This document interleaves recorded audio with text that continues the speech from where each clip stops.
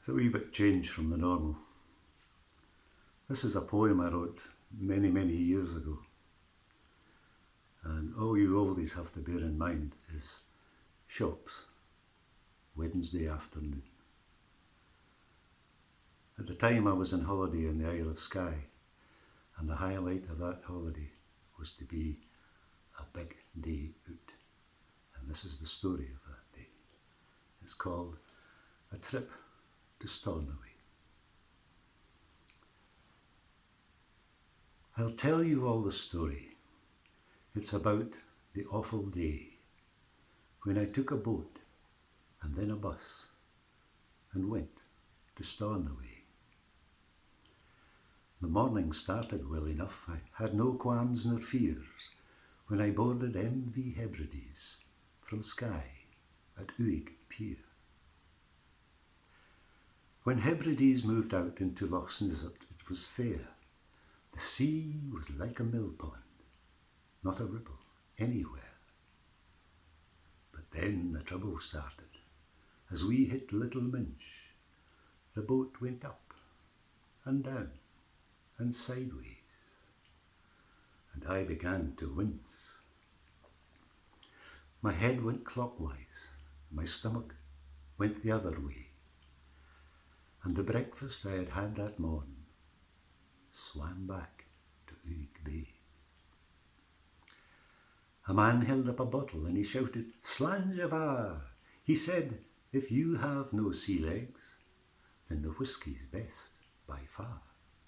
So, this good advice I took and put a dram or two away. Then my last night's dinner chased the breakfast back to Uig Bay. 2 hours was the sailing time. It felt like 24. And by the time we got to Tarbert, well, I couldn't take much more.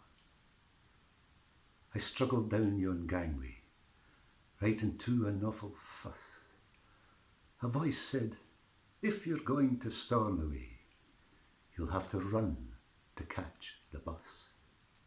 Well, athletics never was my sport, and that was plain to see as I struggled up yon roadway, bending at the knee.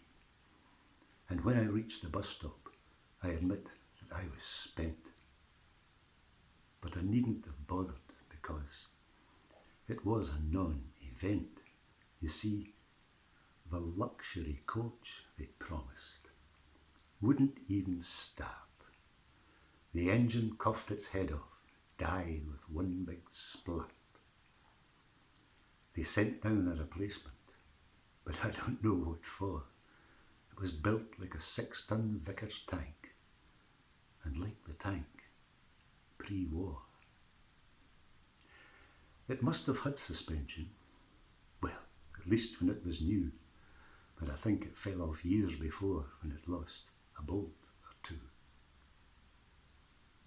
The driver was no better.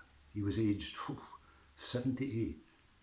He said, "I had a whisky breakfast just to get my blood to circulate."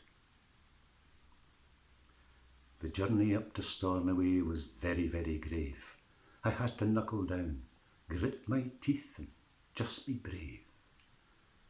I thought I'd buy some souvenirs when we got there, but when we got to Stornoway, Stornoway was shut.